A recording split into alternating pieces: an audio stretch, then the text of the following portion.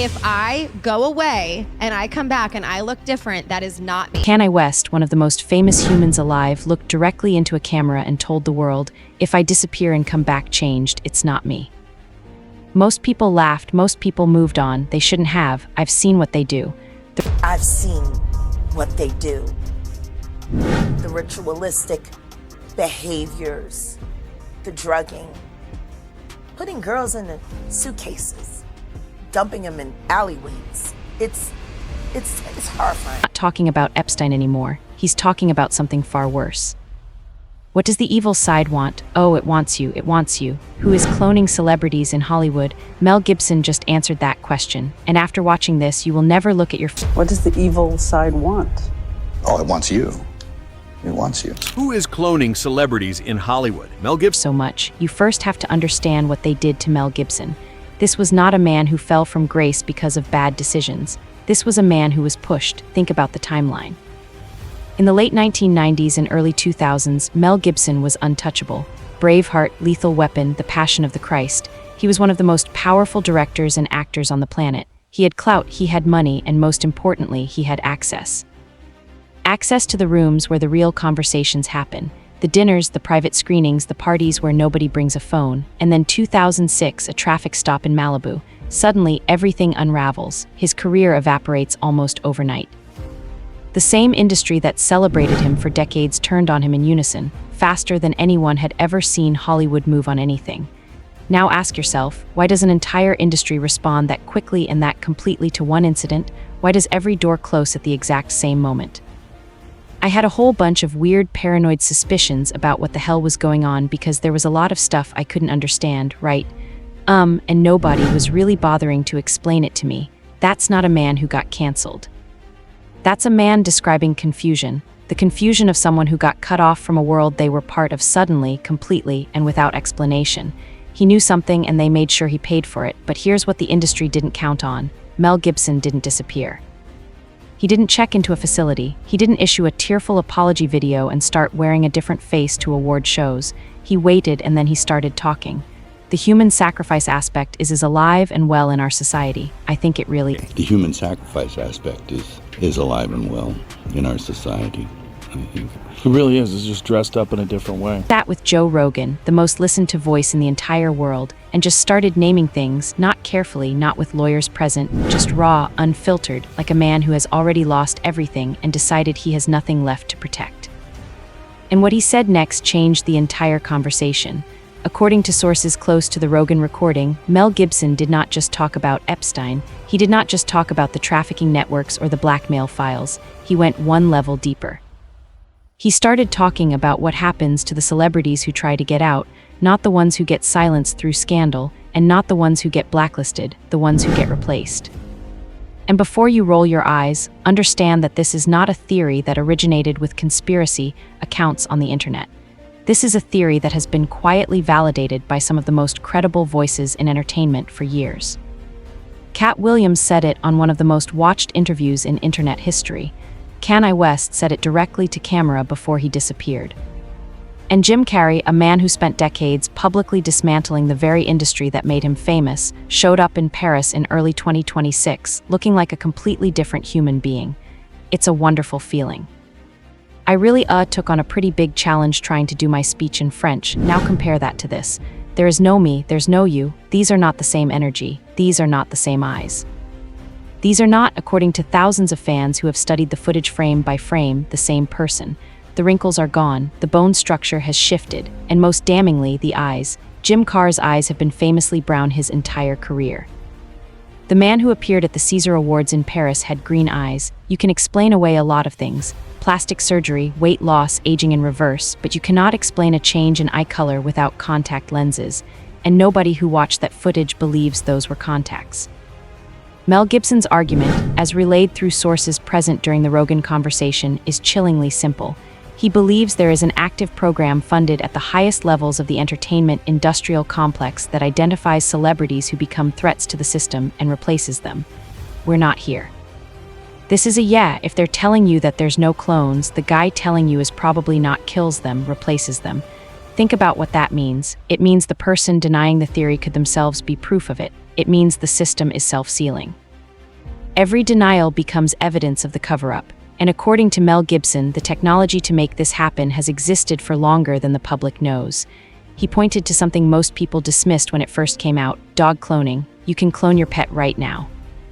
Today, companies offer it commercially. The DNA is extracted, the embryo is grown, and the result is an animal that is eerily disturbingly similar to the original down to personality trait.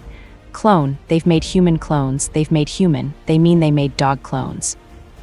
You can get your dog cloned. If your dog's going to die, you can get the DNA from your dog. Get a puppy and it'll be eerily similar to your dog, they think, including some. So if they can do that to animals, if that technology is commercially available to the public, what do you think has been happening in private labs with unlimited black budget funding for the last 30 years? Mel Gibson's answer, according to the Rogan Conversation, is exactly what you think it is. Of all the case studies Mel Gibson walked through on Rogan, the one he spent the most time on was Kanye West. And honestly, it's the most airtight because Kanye did something that nobody else in his position had ever done. He gave us a control, a baseline, a before picture so clear and so documented that when the after arrived, there was no way to unsee it. Personality traits like we're going to take your money, we're going to block you, we're going to do this, we're going to take your life. Like a lot of like it that my life has been through.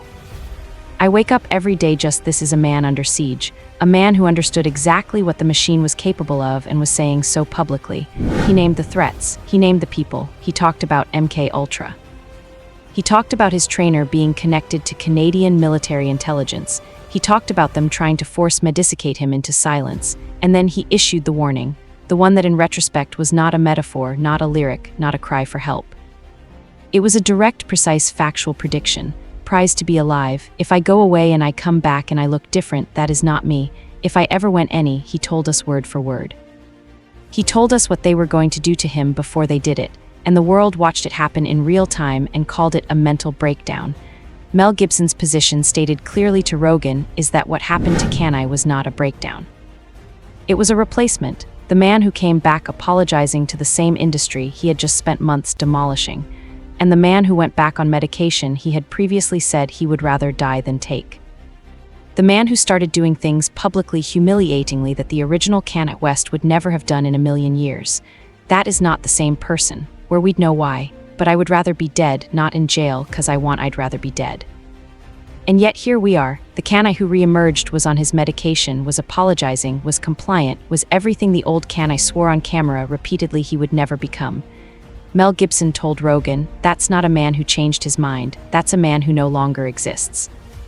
Now let's talk about Jamie Foxx, because if Kanye is the warning, Jamie Foxx is the receipt.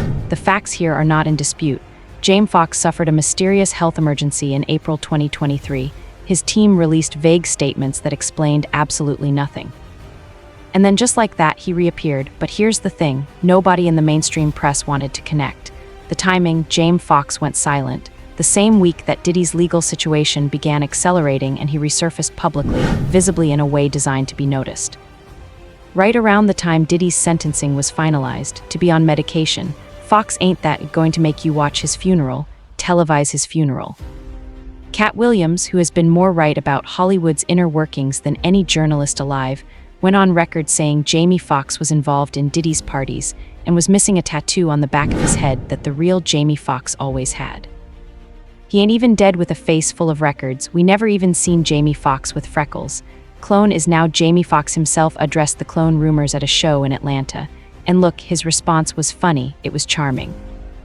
It was very Jamie Foxx as hell. Can't clone this, I brought you too much original. It ain't enough clone juice in the world. But here's what Mel Gibson pointed out to Rogan. The fact that Jamie Foxx is out here joking about being a clone comfortable. Unbothered laughing it off is itself suspicious because the Jamie Foxx who went into that hospital in April 2023 was allegedly connected to evidence that could have destroyed some of the most powerful people in the entertainment industry. That man had every reason to be scared. Here is where Mel Gibson connects the two stories, because up until this point you might be thinking, okay, clone theories on one side, Epstein network on the other, two separate rabbit holes. But Gibson's argument on Rogan was that they are the same rabbit hole. Epstein was not just running a blackmail operation, he was running an intelligence operation, and the product of that intelligence operation was control. Total absolute generational control over the most influential people in the world, to call me. wasn't just some random wealthy guy who liked hanging out with celebrities. He was a bridge. He connected the world of high-gloss entertainment, the world of movies and music and red carpets, to the world of high-level corruption, the world of power and money and influence that operates completely. The blackmail files, the flight logs, the 300 names, bomb, all of that was leverage. But leverage only works as long as the person being leveraged is still the person making decisions. The moment someone decides they don't care about the leverage anymore, the moment a Can-I or a Jim Carrey or a Mel Gibson decides they'd rather burn it all down than stay silent, leverage stops working. So what do you do when leverage fails? According to Gibson, you remove the variable. You replace the person. You take the whistleblower out of the equation and install someone who looks and sounds just enough like them to maintain the illusion.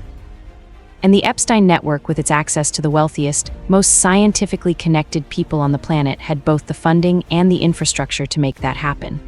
A bridge between Hollywood and the shadow world, and if you control the bridge, you control everything that crosses it.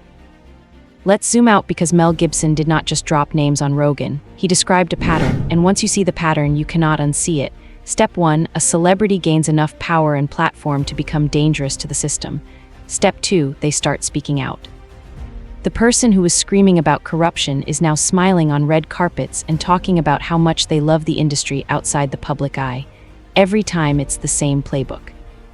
A celebrity becomes disillusioned by money and fame and starts to expose the reality of what goes on behind closed doors. Then suddenly they disappear from the public for a few months and come back looking different and defending that same end. The playbook is identical every single time. And Mel Gibson, sitting across from Joe Rogan with nothing left to lose and everything left to say, told the world that this is not coincidence. This is not mental illness. This is not aging or personal growth or a change of heart. This is a program, deliberate, funded, protected, and according to Gibson, it has been running for far longer than most people are willing to accept.